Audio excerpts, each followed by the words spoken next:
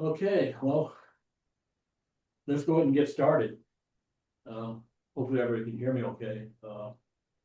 We've got a pretty complete program tonight. So let's go ahead and get started here. Welcome to the meeting tonight. We're gonna talk about some activities during the last month, upcoming events, and our main program is why you should go to a star party. And then at the end, if we have time, we can open it up to any discussion that you guys want to talk about. Okay, so the activity reports. Okay, we have a Facebook page now. I set this up to, hopefully draw attention to our club through the social media. So when I make posts here, it goes out to some of the lists on Facebook. So if you guys are on Facebook, go ahead and find this and join. And maybe we'll leave some comments and things like that, and post things if we have questions or whatever. Thank you. Yeah.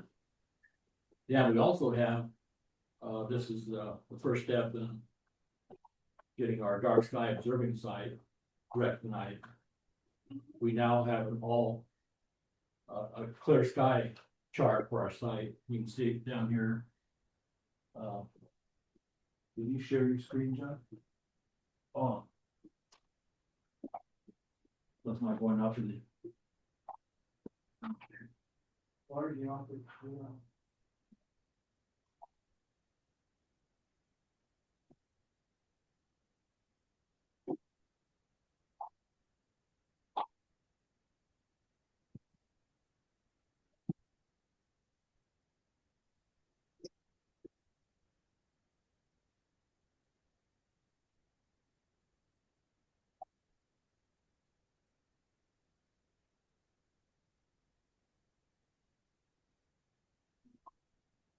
Okay, you can see that's great.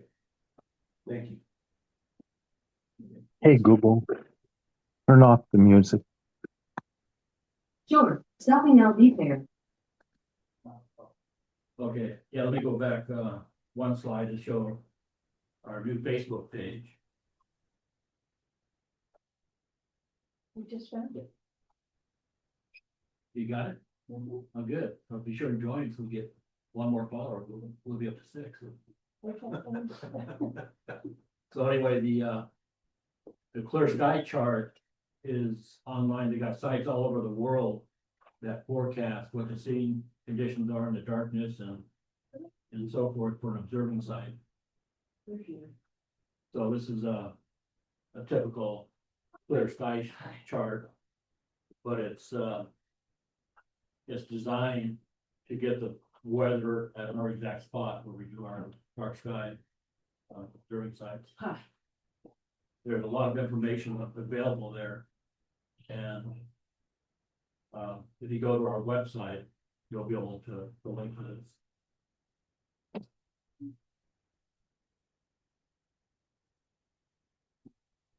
And this shows where actually marks the spot. That's the where the site is, and you can see how dark it is. It's a portal 2 side on the dark sky chart, and if you see that kind of a more blackish area to the very right, that's actually in Nevada, the Black Rock district. So you'd have to go all the way to Nevada to get to a darker portal site. And a big city up in the upper left, that's Medford. Then to the right of that is Platte Falls. And then, to the south, you can see Redding. And of course, you got Wairika, Mt Shasta, and Wheat in between.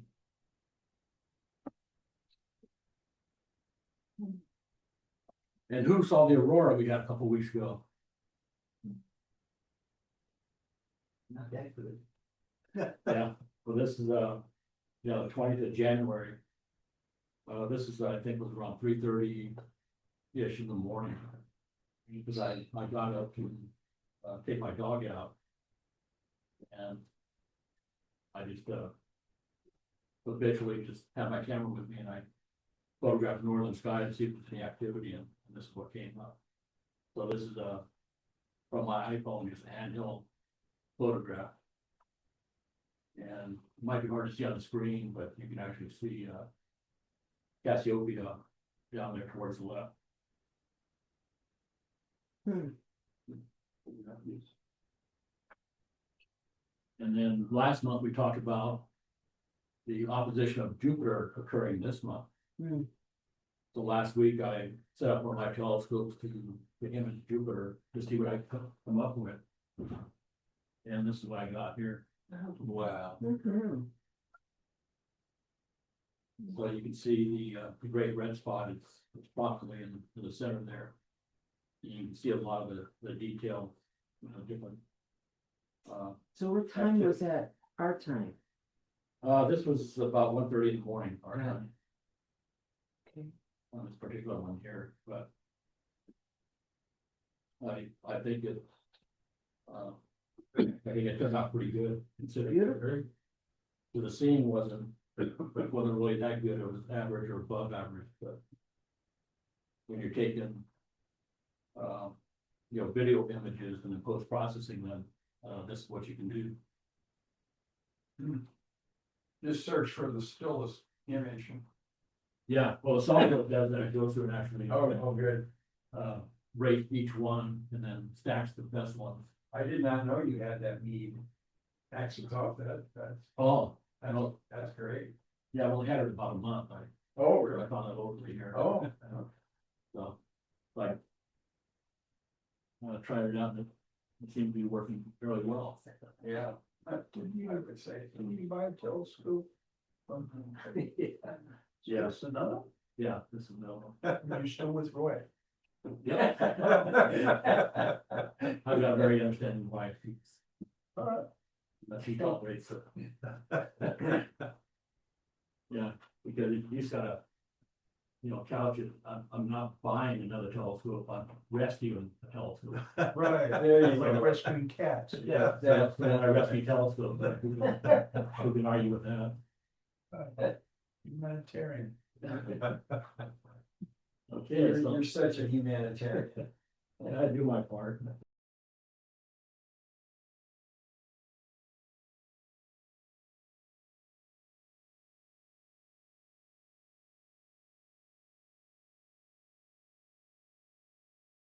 For the upcoming events.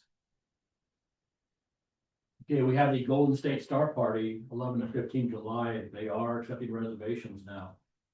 So if you go online, you can make a reservation. And this year, the Perseid meteor shower is going to occur during the new moon. So we're going to have 4 or 5 days period where it'll be good enough to get out and try to observe the Perseids. And this is one of my goals is to get the word out to the local communities about the existence of the Phoenix Sky Sanctuary. And hopefully get a lot of the public going out there to observe Where is that? Or what is it? that's our dark sky site out by, Oh, past the cloud? yeah. Hmm. Okay, and then of course we have the International Observe the Moon Night on 19th September. So we want to support that. And then we're gonna make it out to the Hat Creek Radio Observatory again this year. And the North Medford High School Planetarium, but we don't have dates for those set yet.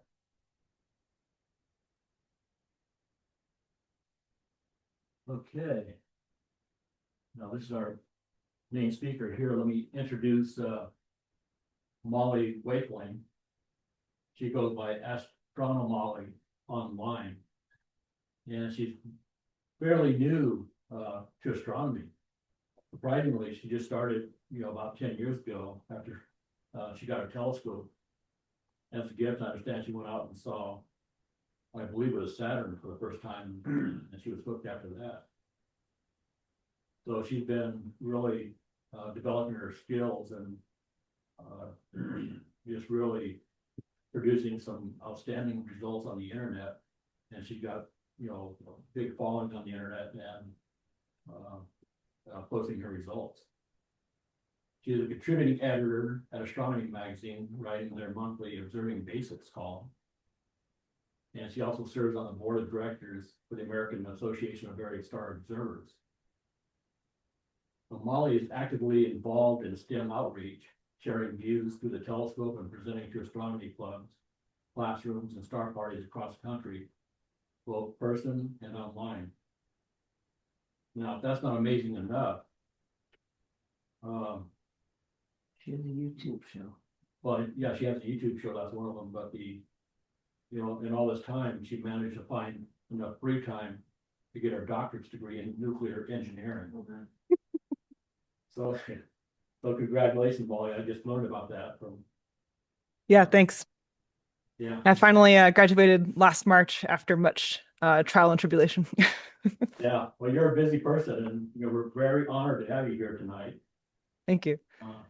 So let's, without further ado, let's go ahead and turn it over to you. All right, awesome. I can start sharing my screen here once you. Yes. Yeah. Oh, I gotta stop sharing mine, don't I? Yeah. Okay. Okay, and okay, can you guys see that? No, Yeah. no.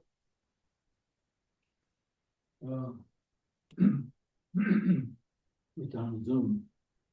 Yeah, but okay, yeah. Do you need to exit your PowerPoint and go back to Zoom? Yeah, that might.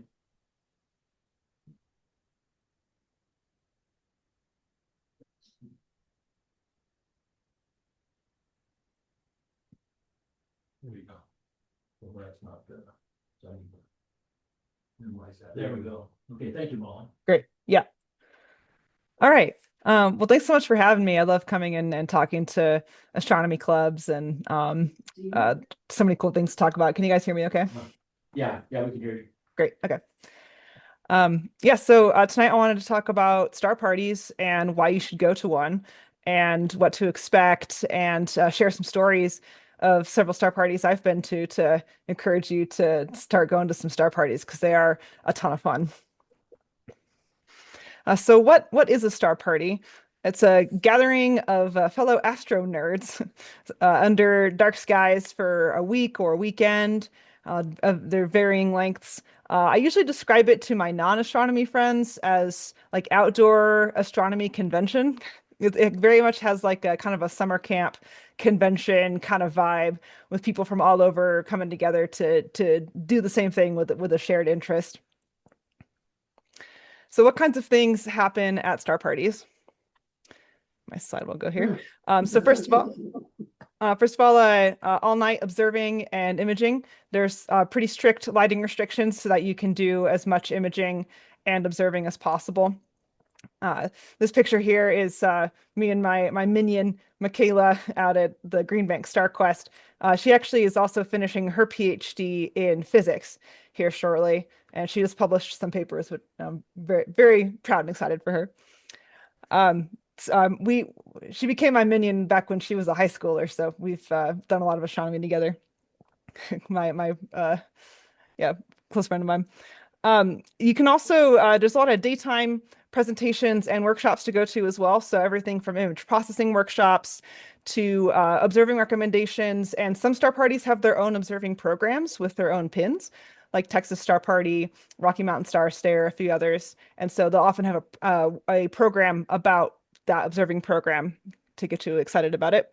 Oftentimes a lot of scientific talks as well, which are a lot of fun, and a lot of astrophotography specific stuff as well, sometimes particularly at some of the star parties that are more heavily attended by imagers.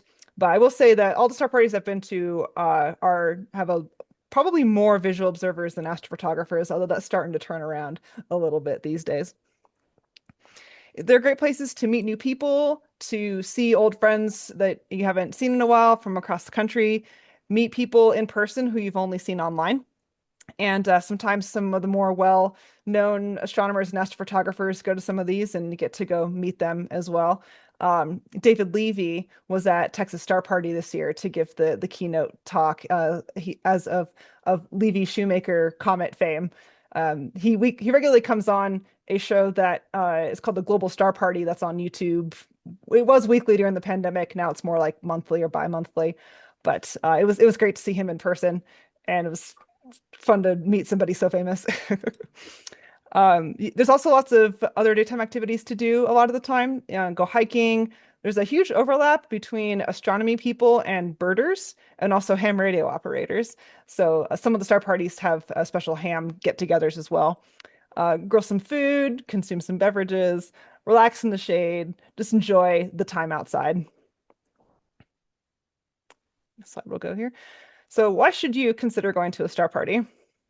Well, first, of course, there's dark skies. They tend to be in places that have dark skies, so you can do the most observing, the best observing, go after the targets that you can't reach from home, all that goodness. Make new friends. A couple years ago, well, several years ago now, I guess, at the Texas Star Party, there was a group from Australia that came and just came with nothing. They were touring the country, just going around seeing everything, and they had some interest in astronomy and came to the Star Party and just made tons of friends and looked through everybody's telescopes and had a great time. Sometimes you get to look through some really big telescopes. This is one at a small star party in Ohio called Hidden Hollow, and this is a 36-inch actually Newtonian type telescope. They have a scissor lift that raises you all the way up to the eyepiece, and it's quite extraordinary. I got to look at a couple of globular clusters through it that is just mind-blowing through a telescope of that size. And sometimes people have telescopes that large at star parties. There's a guy, Larry Mitchell, who used to own a 36-inch Dob, who would bring it with him to Texas Star Party, and he had like a cherry orchard ladder to get to the top. It was pretty incredible. He unfortunately sold it, but he did bring his 30-inch this last time. You get to see people's weird contraptions and also just see how they have their rigs set up. This one, I think, won an award at the Texas Star Party that year for innovation. That is I think it's an 8-inch, either Schmidt Cassegrain or Matt Cassegrain. And that is a car like bucket seat, and the whole thing's on like movable up and down, and it spins around, and you can just lay back in the chair and observe through a rather large telescope. And he outfits it with binoculars sometimes too. Very clever. And attend a lot of really cool talks. And this one here he's talking about how comets form out in space, and kind of doing like a hands-on demo for that. And yeah, lots of cool talks on all kinds of topics.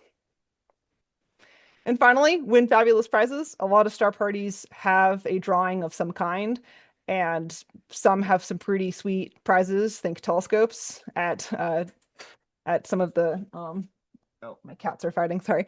At some of the, especially the more major star parties. So where and when are these star parties? Sky and Telescope maintains a pretty extensive list on their website. I recommend you check that out. But this is sort of an abbreviated list to kind of give you a sense of where and when these are at. And these are roughly in order through the year. I've bolded the ones that I've been to, and then I've italicized ones that are within about a day-ish drive of where you guys are at.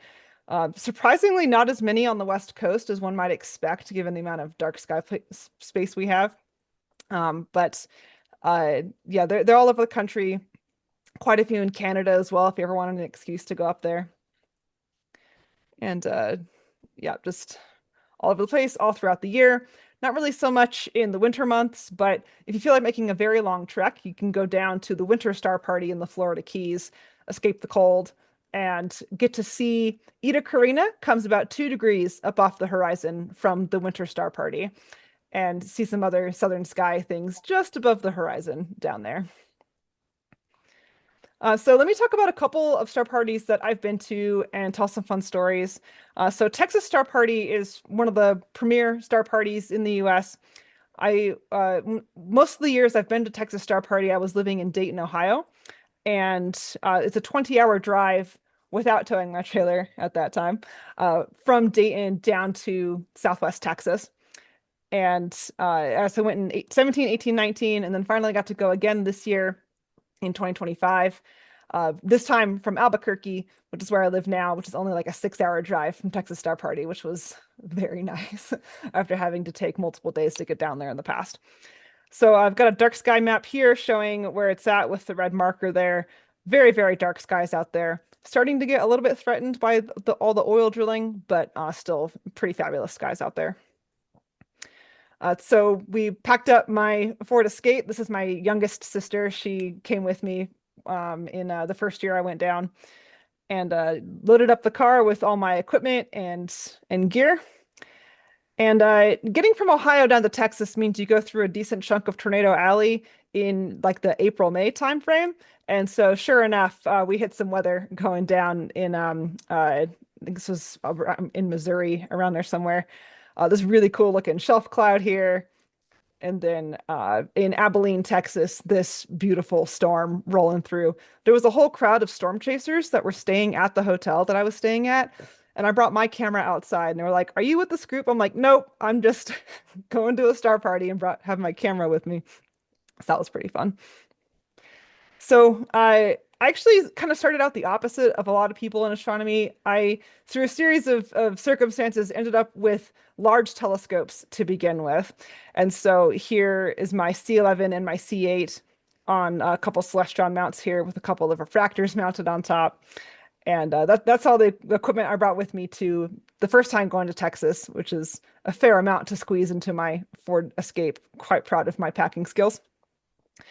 And in subsequent years, I actually started to downsize a little bit in terms of my equipment. So I still had the C11 and I had a larger Celestron mount in 2018, but then I also put one of the little refractors on a smaller mount and just brought those two that time.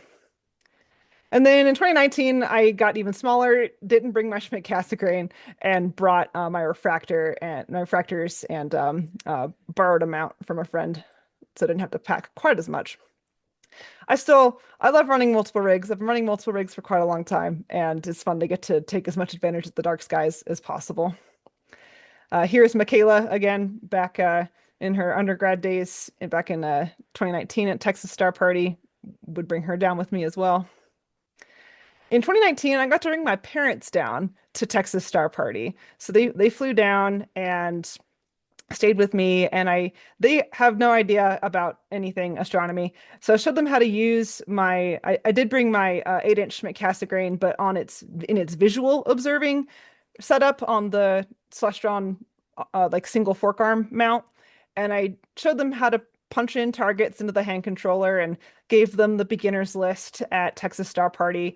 And they went to town, and it was really fun to listen to them like, "Oh, do you see the shape, describing the shape of the galaxies they were looking at, or like, do you see that over there?" And it was a lot of fun to hear my parents get a little more involved in the hobby and get a little glimpse at what we do and enjoy it. And they earned their pins for that program, which was very exciting. Here's an aerial view of Texas Star Party. There are 3 observing fields. The most prominent one here is the upper field. And I love going up to the upper field during the night after I get my astrophotography rigs running, because there's just this electric energy on the field of hundreds of people all with their telescopes and looking at things all over the sky and sharing views with people nearby and going through various observing lists and or going after old favorite targets. It's a ton of fun just to go around and interact with people and look at all kinds of different things through all kinds of different telescopes. Over on the left, the upper left of this image, is the middle field, and you can kind of camp along the side of that field.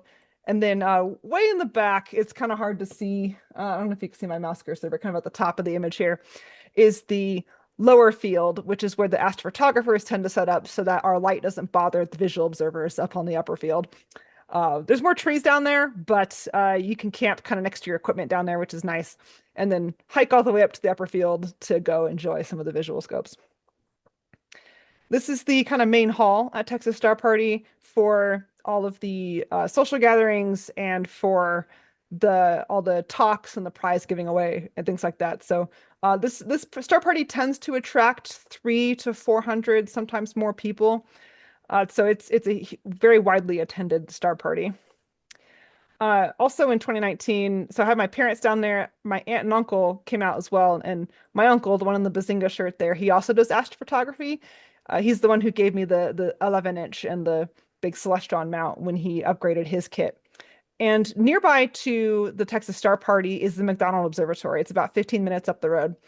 And they have some really cool historical telescopes there and also some really cool modern telescopes there. And if you go to the Star Party, you get to go take a tour of the observatory. And so we got to see the Harlan J. Smith 107-inch Cassegrain telescope, and we got to watch it move, which is incredible to see something this large move. And there's a big giant, it's a spectrograph on the back there at that time. And so that was really fun to get to watch that. They wisely or unwisely handed me the control and I got to move it around a little bit, which was really fun.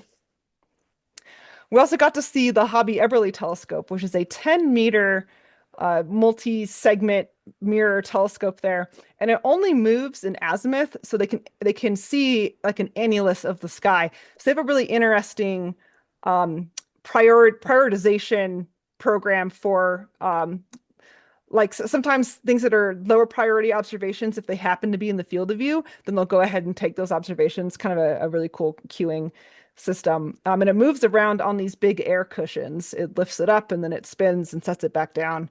And it's really quite an engineering marvel, this big giant 10-meter telescope. And if you're wondering how it tracks the sky, the camera, which is up at the secondary position, actually tracks across the surface of the telescope. So it's suspended above and it moves across the surface. And that's how it tracks the sky in only one axis here. It's extremely cool. They feed you pretty well at Texas Star Party. You can pay for the meal service through the week, and they have some pretty good food and a whole lot of it. You can stay in the bunkhouses there if you don't want to camp, and there's some group bunkhouses, and then there's also they have some hotel room cabin things on the property as well. But the bunkhouse is convenient, especially if you don't have a trailer and don't want to tent camp in Texas in May. A lot of fun is had. That's Robert Reeves there, the lunar photographer, and this is during some of the prize giveaway, and they like to have fun with making jokes and being funny during the prize giveaway and in between talks and things like that. It's a lot of fun. And some very nice dark skies for sure. Get to enjoy those. Here's a shot of the upper field with the Milky Way rising above. And you are far enough south here to see Omega Centauri rise about on like 10 to 12 degrees above the horizon. So it just peaks up above the hills there. So if you've ever wanted to see Omega Centauri, that's a great place to see it. And it is worth seeing. That's an enormous globular cluster if you're unfamiliar. There's some million stars in it. It's pretty incredible. Here's a mosaic of 1-minute exposures of the Milky Way from the upper field. That's Jupiter up there on the right, ruining the image. Yeah, so another one I've been to is Green Bank StarQuest, and this one's quite unique. It is at the Green Bank Radio Observatory, and it's really mainly for visual observers because they try to have you reduce the amount of radio frequency emissions that you emit there. And these days, that's almost impossible to do with a lot of the modern equipment that emits Wi-Fi and you can't turn it off. Like I couldn't go to that Star Party anymore. I have too many power requirements and too much equipment that emits. But it was really fun to go to the 1 year earlier on before I had so much of the fancy equipment. It was about a 6-hour drive from Dayton, Ohio, and out in that dark part of West Virginia there. Loaded up the car as usual. I brought Michaela with me, and there's the big the Green Bank telescope there in the background, that 300-foot monstrosity, and you could see it move around and stuff too, which was really fun. And you also got to go on a tour to go up and see it up close, which it's huge. It's quite a sight. There's another shot of it there.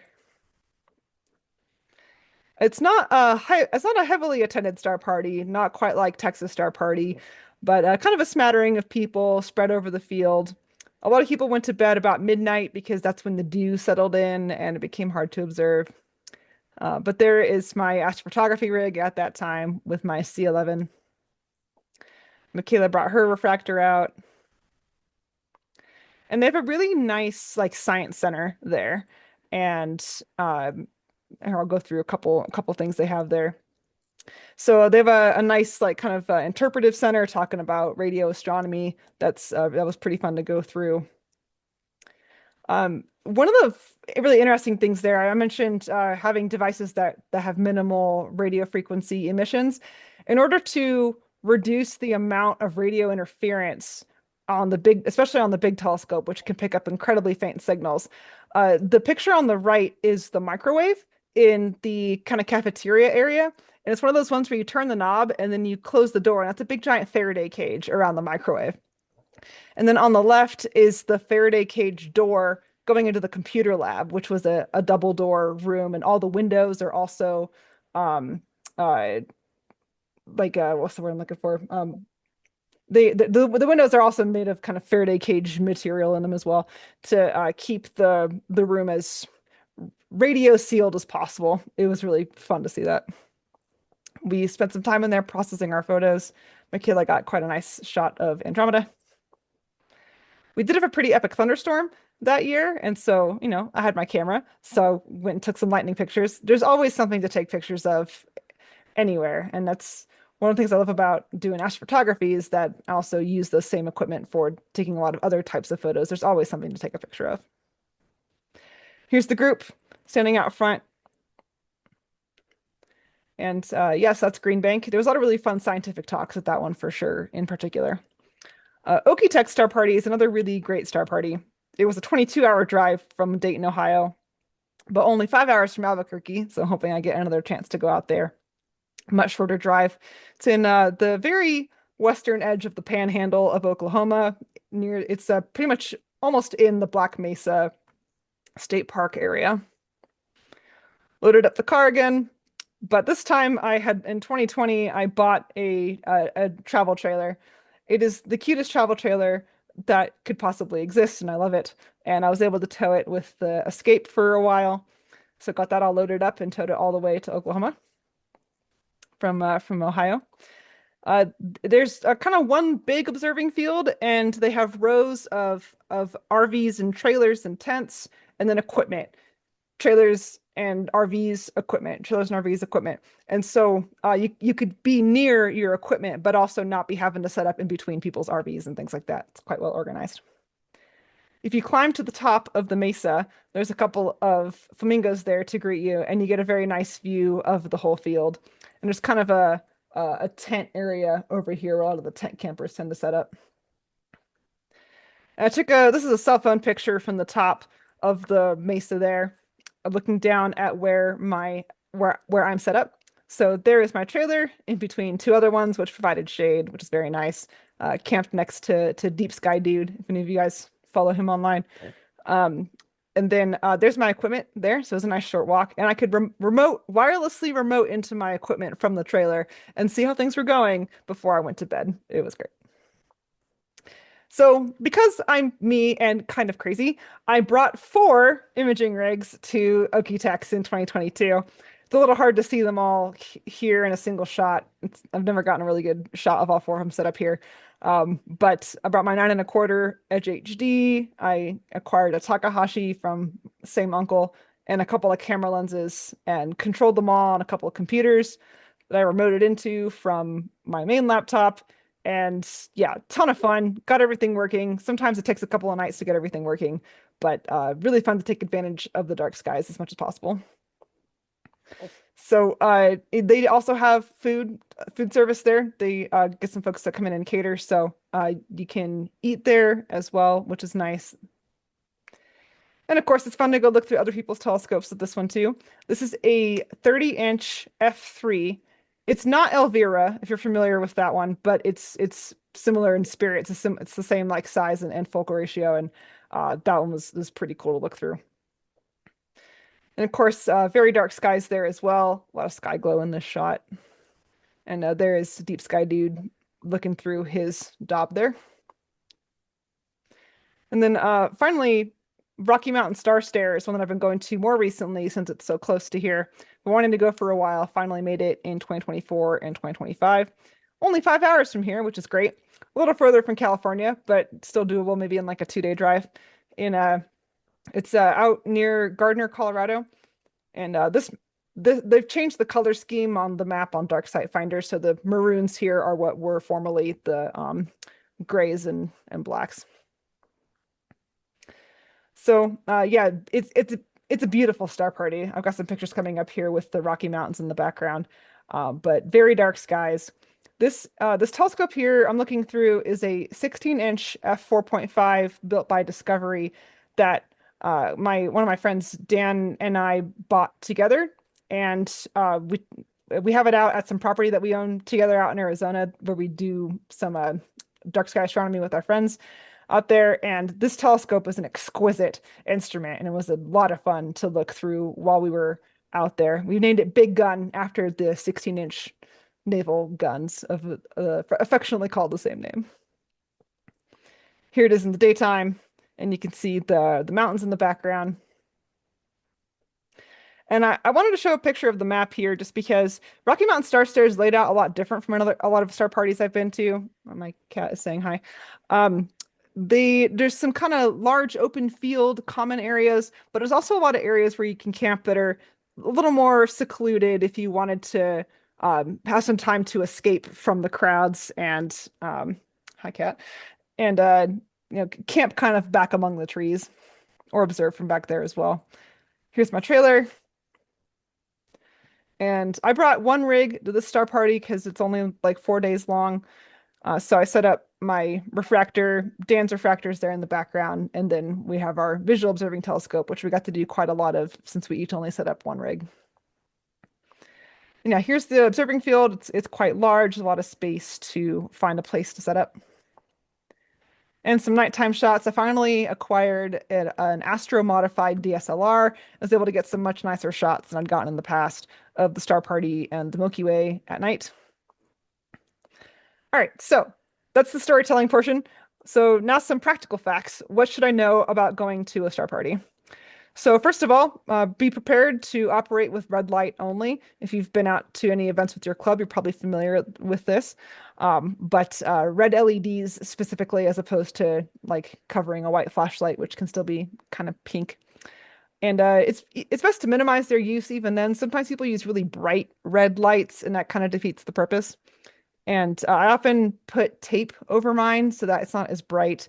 It diffuses light a bit, makes it a bit more enjoyable for the people around. Now, at a lot of like outreach events, you'll use a lot of laser pointers, and they're really great for pointing stuff out. But in order to be nice to imagers and visual observers, also, it's some star parties have a no laser pointers rule, at least after astronomical darkness.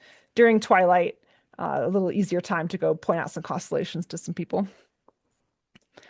Please don't open your car doors, and don't expect to be able to drive your car unless it's parked pretty far away just because of the light. A lot of cars nowadays have lights inside that you can't turn off, and that can ruin somebody's night vision in the vicinity.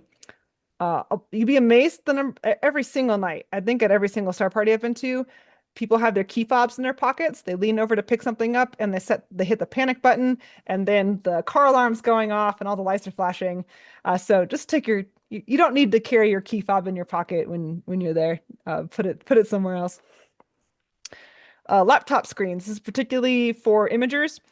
Using red film or using an app like Flux to redden and reduce the light of your screen is polite to your both your imaging neighbors and in particular your visual observing neighbors and yourself, so that you can go do some visual observing as well.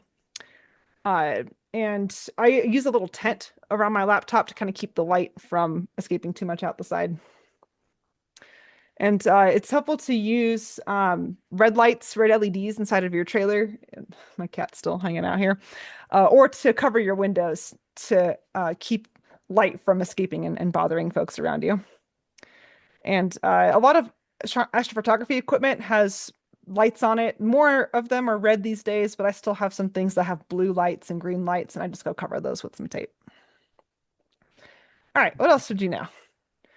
So dress warm, even in the middle of summer, being out all night, standing for many hours, you will get cold, even in the summertime, even in Texas. Check out the rules of the Star Party, things like music and pets and whatnot, and please obey those rules for the happiness of your neighbors. Consider sharing your telescope views with the people around you. It's really fun to do this together as a group and share the joy of looking at the incredible things that we can see in space. And it's really fun when just kind of a crowd of people around a scope taking turns looking at something. And it also really helps the new folks learn how to observe and what to look for and just kind of enjoy that atmosphere. Do as much setup as possible, particularly for astrophotographers during the day so you can maximize your dark hours. Highly recommend you bring snacks. So let's talk amenities. It varies pretty widely. Some have bunkhouses like Texas Star Party, Green Bank, Hidden Hollow. Okie-Tex, I think, has a few. Probably some others as well. Oftentimes, RVs, travel trailers, and campers. You can also tent camp. Some places let you car camp, as long as you can turn off all the lights in the interior. I've also seen people sleep in equipment trailers. Doesn't sound great, but people do it. And some have hotels and bed and breakfasts nearby. Okie-Tex has one that's about 2 miles up the road, but that does mean that you have to travel back and forth, and you have to park far away and walk to your car. And I'd rather stay on site myself. So some have kitchens and catering for food. Some have food trucks, and you can also always cook on your own. Just they usually ask that you don't use any flames outdoors after dark out, just to again keep the light level down. Most places are too far from town to go into town often to eat, although some are usually near, they're usually near enough to a town to go resupply, get ice and whatnot if you drive a little ways. For astrophotographers specifically, some advice: assemble your rig from top to bottom before you go. And this is actually good for visual observers as well, especially if you have a more complicated rig. That way you know exactly all the tools and cables and adapters that you need. And I have a giant toolbox that I bring spares of cables, adapters, nuts, bolts, anything. Even if I don't think I need it, I bring it. And oftentimes, one of my neighbors will need an adapter, and I can save their week by lending them a spacer, an adapter, or a tool or something like that. Keep copies of your programs and drivers installed locally. The number of times I've had to reinstall programs or drivers in the middle of the night in the field, and sometimes on a backup computer, is a lot. It's a really ridiculous amount of times I've had to do that. So very helpful to have those downloaded and with you. And I do bring a backup computer to run just in case. But all that being said, I do not recommend trying new gear or software at star parties. Test that thoroughly at home. The only thing new you should be doing at a star party is observing new targets. And that's what I've got. You should definitely go check out some of these star parties. Golden State's coming up. I did not make it out to that one when I was living in California, which was mostly during the pandemic.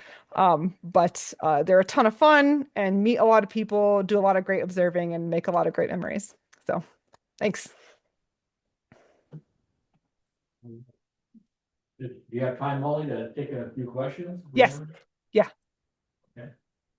Do you have any questions? Thank you. Yeah, that was great. Yeah, Awesome. Molly, I'm amazed at how you can manipulate time and do all these great things at the same time that we're all sharing. Yeah, I don't really get it either. Molly, do you have to bring your own power sources? It depends. That's a great question. So Texas Star Party has a lot of power. They run cables through all of the observing fields, and you can plug in. And as long as multiple people aren't running hair dryers at the same time, you're pretty good to go. Some like Rocky Mountain Star Stare and Green Bank, they have some places you can charge stuff, but not a lot of they don't have enough power for everybody to plug in. So in that case, I have a big giant Blue Eddy battery. That's what is it? It's a little over 1,000 watt-hour battery, and that can run 2 rigs each night. And then I have a 200-watt solar panel to charge that back up.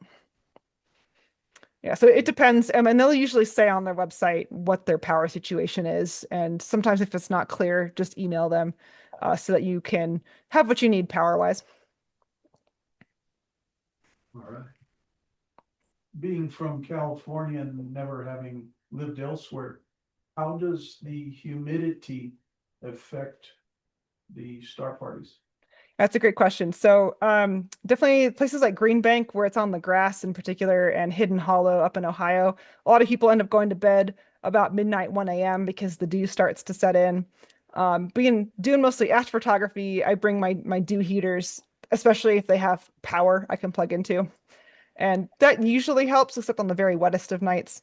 But it is definitely a problem, and people often go to bed early if it gets too humid. But yeah, still, and especially out east, you don't always have like a large number of clear nights over the course of the star party. Like Green Bank had that thunderstorm. Hidden Hollow is usually cloudy for at least most of the nights. But you go, you hang out with people, you make friends, and then you hope you get some observing time in. Yeah, so far, Molly, which one has been your favorite star party? Um, It's a tough call between Texas Star Party and Okie-Tex, but I just have really fond memories of Texas Star Party. It was my first major star party. I see a lot of friends there when I go out, and just the vibe on the upper field is unforgettable. So I usually end up listing that one as my #1 favorite, although Okie-Tex is a little bit darker and has some of its own advantages in terms of how like the camping and the equipment and stuff are laid out. Okay, the Texas Star Party, that's one of the largest ones? Yes, yeah. Yeah. Okay. I'll have to put that on my bucket list, so. Yeah, definitely a bucket list one. And if you can make the trek, definitely going out multiple times is a lot of fun. And I plan on continuing to go to it in the future. I just kind of have to. I want to go to other star parties too. So I split my time. Some years I go to Texas Star Party. Some years I try to go to some other star parties. But yeah, I love Texas Star Party. Okay, yeah, because the Golden State Star Party, it's only about a 2 hour drive for us to get there, so I'm trying to encourage our club members to go out there. Even if they just, pay for a day pass, just go through and look at all the telescopes up during the day. Yeah. I'd hoped to make it to. So I was living in Berkeley for a little while. That's where I started my PhD, and then the pandemic hit and ruined all my plans. But I had hoped to make it to Golden State, but didn't because again the pandemic. But that always sounded like a really fun one to go to. Yeah, 2 years ago, Golden State had an unprecedented heat wave. And Oh. My wife and I went, that was our first time. And I seem to remember midnight, 1 o'clock, it was still 90 degrees. Oof, Yeah, it was really amazing. that's miserable. Didn't need a jacket. Yeah, it's miserable. Yeah, most of the like even Texas, unless you so they have RV and trailer sites with sufficient power to run air conditioning units, but that's pretty much the only one that I know of that has that amount of electricity. A lot of other ones like at Okie-Tex, they have power on the field, but it's only for equipment. So if you want to run your air conditioning unit, you have to run a generator, and you can only do that between like 11 a.m. and like when it starts to get dark. Yeah, Sometimes it can be a little toasty. I remember they did that, and they had them, the people that had the generators, they had them in the last row away from people. With the generators on the other side of their RVs, and that way you could hardly hear them. That's nice. Yeah. Because even though they only run during the day at Okie-Tex, when you're walking around, it can be quite noisy. There's quite a lot of people running generators to run their air conditioning units.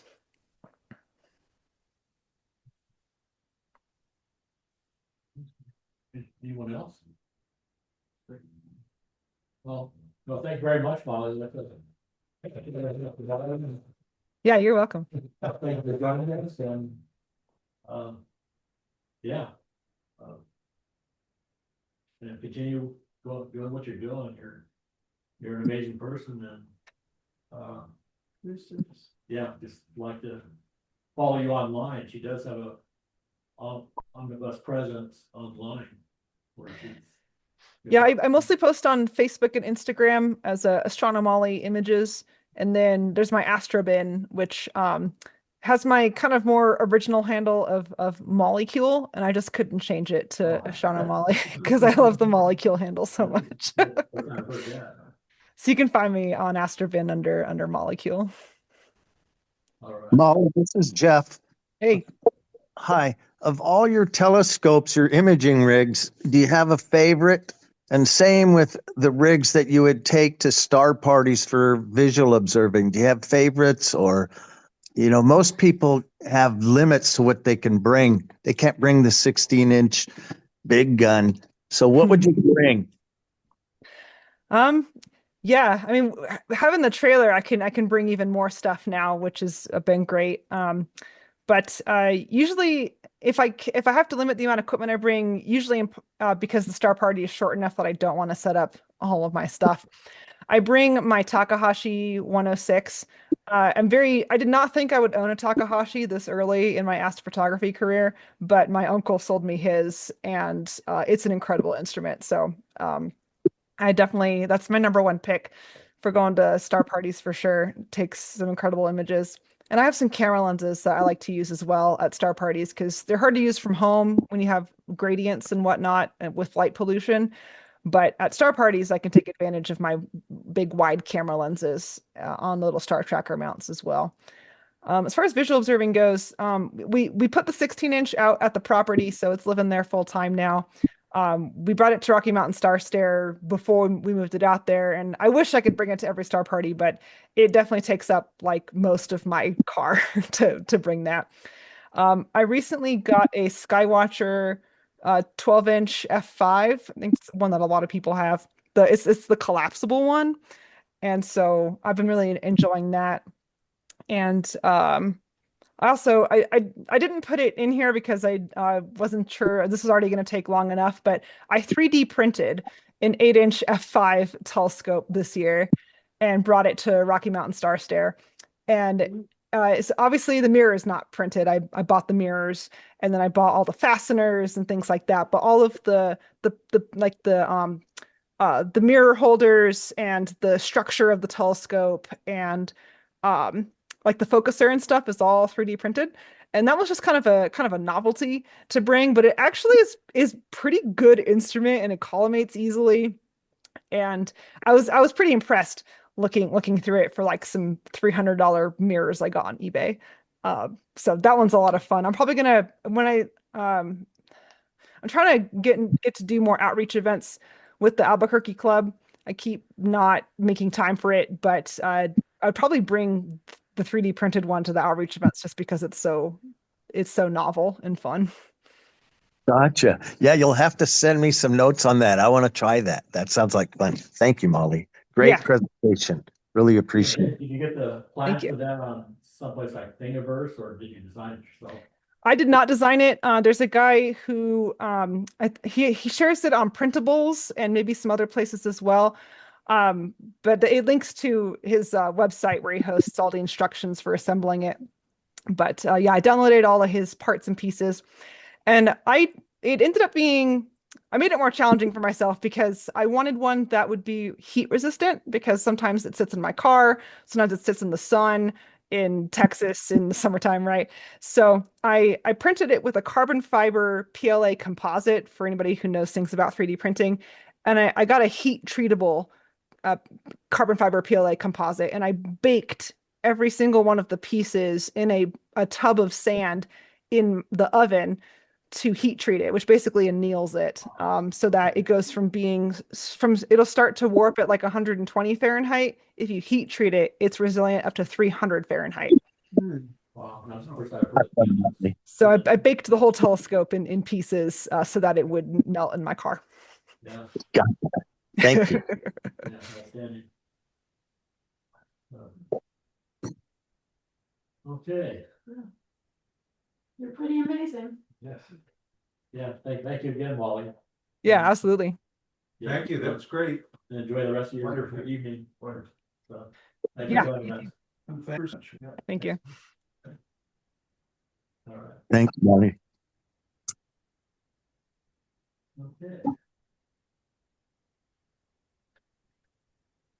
So does anybody have anything for the club they want to talk about? You have to come visit. Yeah, but she's still there. Yeah, it'd be fun to make it back out there at some point.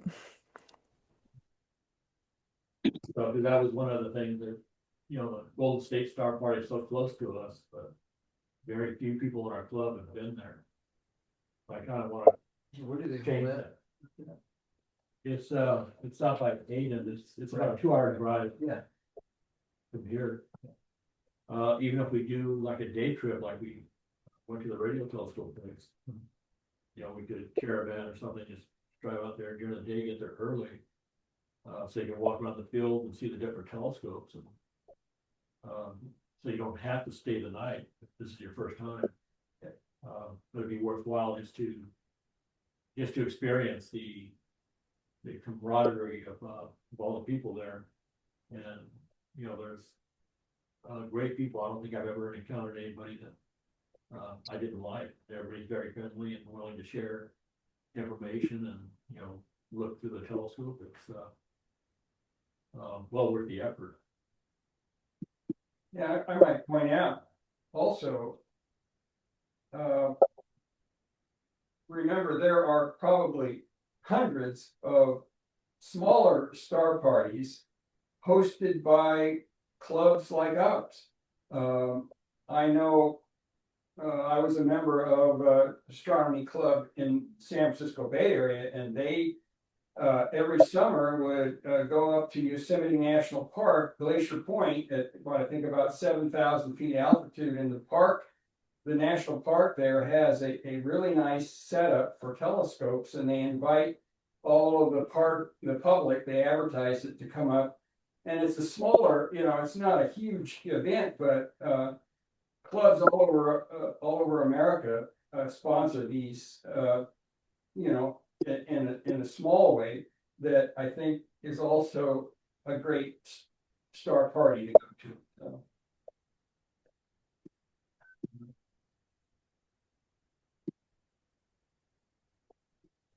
Okay, well, then I'd like to thank everybody for coming.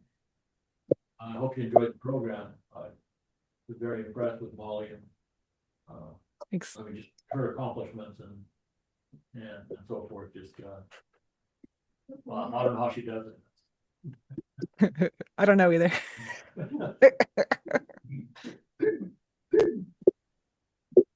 Thank you very much.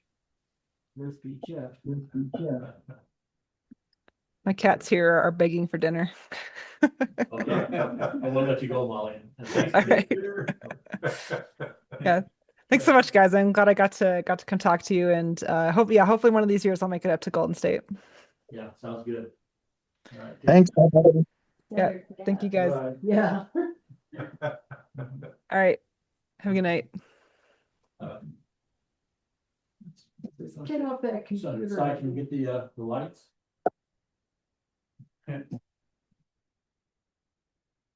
All right, well, thank you, everybody. And